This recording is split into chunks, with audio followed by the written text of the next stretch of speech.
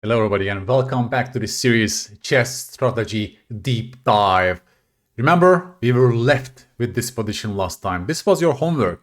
Your task was to find a good plan for white. That's a beautiful game of Anatoly Karpov. In the last episode, we were talking about the pieces and how do you improve your feeling for the pieces. How do you spot when a piece is bad or good in that square and how can you improve it? That was the key question that connects to our current episode, folks. Today we'll be talking about improving our worst place pieces, and in the end I will also connect it to pawn play and piece activity and so on. Let's go. I hope you were successful in this homework, folks. First of all, first things first, that's a French structure, right? Talking about weaknesses. We discussed weaknesses also in this series. E6 pawn is weak. These pawns are blocking this bishop on c6, a typical bad French bishop on the board. But if you look at the white pieces, I hope you notice the knight on c3 as a bad piece. And can you find Karpov's plan? Yes, because you need to combine, right, this knight's journey to the weak square on e5. I hope you also noticed that e5 is an outpost for white. So our knight wants to go to e5. That's our plan. That's our mini plan. And once you achieve that plan, you will have a beautiful position. Knight d1, an amazing move because knight simply wants to go to e5 using this route. Isn't it beautiful? That's how you play simple chess. Notice that white is not in a hurry in this position. White can slowly improve and prevent needless counterplay with moves like rook e5, and gradually, right, the knight will be better than the bishop. And that's the gist of this middle game position. Our knight is a beautiful destination on e5, but this bishop is totally bad, not only because of the pawn chain, but this pawn itself is weak. Remember, weaknesses is bad in chess because the pieces must go passive in defending those, right? We are forming connections. I'm showing you material that we've seen before in this series. This is how you reconsolidate. You consolidate your memories like this, folks. Please trust the process. I will show you some typical patterns again and again in this series. And of course, rook e3, tell me the point. He's now finally ready for knight e5 jump. And after queen d2, obviously you must see the threats. Rook c3, a typical Karpovian multi-purpose move, taking over the c file and also preventing the threat. And now knight e5 is the next move. Bam! Just notice this transformation, folks. That's beautiful, right? Knight journey from c3 to e5, full domination for white. Black king is also not so safe, and white goes for the final blow. I will show you the moves very quickly, but Karpov finds the most clinical finish before, of course, because there was a threat on the rook on d2. And now the black king is not safe at all. As mentioned, rook on the 7th rank, knight f8 ideas are coming, followed by queen g7 ideas. You see how he coordinates his pieces. Even from here, this queen on g3, no one could touch this piece. Beautiful piece on the g3 square, also eyeing the king side. And the final action is now here. Maybe you can stop the video and find Karpov's move in this position. Yes, knight f8 check, knight cannot be captured because of queen g7 mate. And white simply wins a pawn, plus this knight hits g7, hits f4, and black's position collapses. Just collapses queen e8, knight g7. There are many ways actually for white, but Karpov finds the most clinical finish. Yes, you take my rook, but look. Rook c8 check, that's a beautiful one. And after knight takes h5, it transpires that there is no way for black to stop queen g8 idea, right? Because the rook is overworked. If the rook goes here, then queen g7 mate is coming. So black resigned in this position after knight takes h5. For the purpose of today's episode, the most important thing is whether you could identify this knight being bad on that square, and you spot this weakness on e5, and you have an idea. You have this mini plan. If you were successful in noticing this bad knight, also noticing the e5 square, folks, you're successful. You're successful. Karpov won so many games like this, right? Be this conception sometimes, grandmasters, they calculate, 25 moves in depth. No, they're usually great in finding such efficient and simple mini plans, right? Orienting their pieces around the weak squares, improving them step by step, noticing when a piece stands badly on a square and so on. That's the function of this training, and you will also get better over time as you listen to me in this series, folks. I mean, the same principle also works in a tactical setting, right? You can always speak to your pieces, identify the worst place piece, and try to improve it. Here, it's black to move.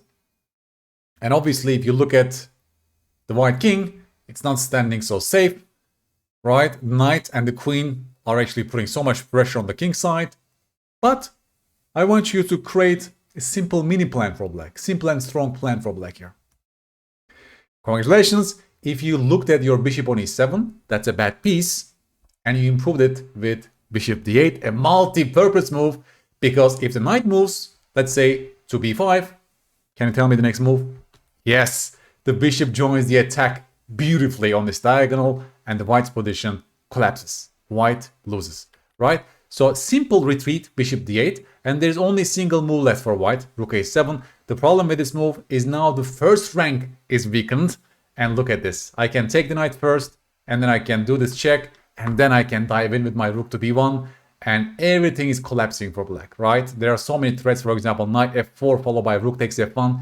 In fact, white cannot save this position anymore. Rook c3, knight f4 check, and this is a beautiful mate on the board, right? Going back, of course, you should look at the most forcing moves first. Obviously, you should check these moves. But after king h1, knight f4 check doesn't work for black because there's queen h2, right? Obviously, black is still better in this position. Folks, black has great pieces. But I'm also asking for the most clinical and the most logical finish for black in this position, right? And even speaking to your worst place piece in a sharp position can help you identify the best moves. In this case, bishop d8 followed by bishop b6. Beautiful. Another masterpiece from Mark Taimanov. It's black to move here. And I want you to create a plan by asking yourself this very simple question, right? What is my worst place piece? And can I improve it significantly in this position? Congratulations, folks. If you spotted the bishop on e7 as your worst place piece, right? Because look at every other piece in black's position. They are doing great stuff. It's a picture of harmony for black, by the way. If you evaluate this position properly, you will see black as a crashing positional advantage, right? Every piece is doing beautiful things. And look at the white pieces. They are really restricted and terrible, show no activity whatsoever. Plus, black can even win a pawn on e4, but black says it's not even worth it. I will show you the line actually. In this position, Taimanov plays the very logical move bishop g5. The final piece joins the game with great effect, right? Black is putting so much pressure on white right now that white, in fact, is losing. Black has a winning advantage already, despite the fact that the material is actually equal in this position. Also, look at the simplicity of this move. Black refuses to take the free pawn on e4 because he thinks this would give white some counterplay. And indeed, from afar, it looks like, yeah, white's getting some counterplay, right? I mean, the knight is now going to d5 with tempo. And who would like to give this position to white? Why did we need to give this activity to white from that position that he was almost completely lost? Even this position, black is better after bishop g5, but this requires calculation, right? This requires, for example, calculation. You're giving up an exchange and you're still better in this position. But why do you need to make it more complicated? That's my question. So this pawn was totally not worth taking. Instead, Taimanov goes simple bishop g5 and white's position is almost in his Zugzwang. He cannot move a single piece. Folks, you can even prepare to activate one of your pieces sometimes. If you spotted that piece and if you cannot improve it directly, you can make a preparatory move that can prepare for that piece activation. Look at this position for white. Please stop the video. And if I ask yourself, for example, can you identify a bad piece for white in this position? Maybe there are several, but identify one bad piece. Also, please try to spot a nice location for that piece, right? For example, a big square, for example, that you would like that piece to go to in a few moves, right? Have these ideas, weaknesses, bad pieces, and can you prepare a nice journey for that piece from this position? Congratulations, folks. If you spotted this knight being really bad on d2, right? This knight has no business on the square. And then you notice that there's a c5 outpost for the knight. That would be a great destination for that piece, right? But right now you cannot go there because this is not possible. So which move is a great move for white in this position? Maybe the only move that can keep white in the game. Bam, rook b1. Beautiful, folks. This rook was also not doing anything on the e-file. Now this rook's main function is to prepare the move knight b3, because from b3 the knight has plans on c5 or even maybe a5, you might say, is an idea. This knight wants to improve and you prepare it, right? It's actually a very simple and logical plan in hindsight. Just going back, how do you form a plan from this position? It's always relevant, right? To ask yourself those weaknesses and speak to your pieces. That's what we are doing here. We are learning to speak to our pieces, listen to their miseries, and make them happy if they are feeling miserable. Finally, as I'm coming to an end of this video, I want to introduce pawn play and pieces, right? Because we always want to make connections. I will tell you that now you have a better feeling for the pieces, your pawn play will also improve because there's always a connection between your pawn play and piece activity and coordination, folks, in chess, right? I made 2 courses on Chessable about this, the art of awakening pieces and the art of burying pieces. In those courses, you will learn how to play with your pawns for piece activity or restriction in mind. In this position, for example, it's black to move. First of all, please tell me which piece in black's position is bad. Which piece you want to improve in the long run? Yes, I guess this is easy. The bishop on c8 is a bad piece. At some point, you want to improve that guy. So my question is, why don't we then just go e5 and try to improve the piece like that? Is this a good plan for black? You tell me. Folks, e5 will be a very bad move for a couple of reasons in this position. Maybe the first one is very obvious to see because by playing e5, you're giving away the d5 square.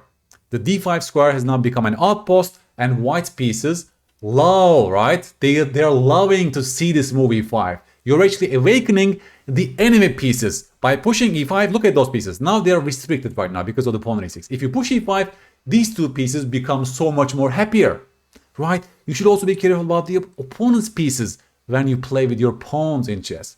Second of all, obviously white will go f5 and this bishop is still suffering, right? The bishop is still suffering on c8. You did not improve the piece at all.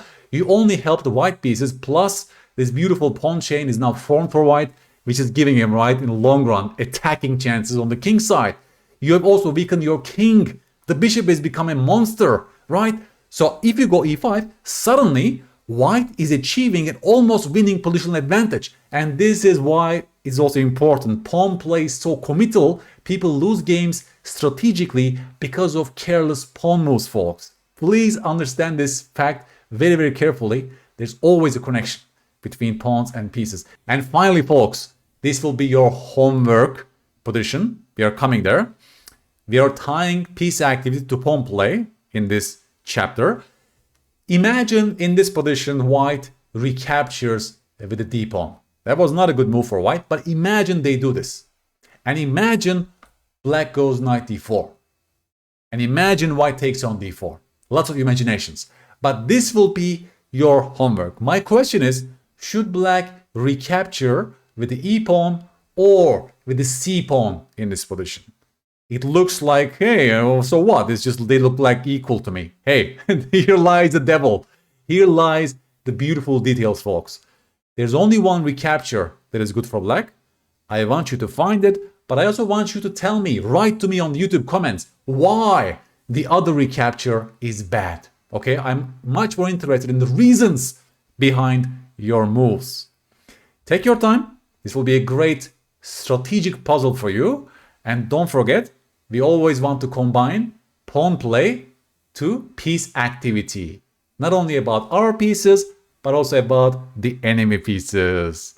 Thank you so much for today. If you liked what you've seen, please send me a like or subscribe so we can reach more people. You can check out my Chessable courses on these themes, the art of awakening pieces and the art of burying pieces. And I will catch you on the next episode. Bye bye, folks.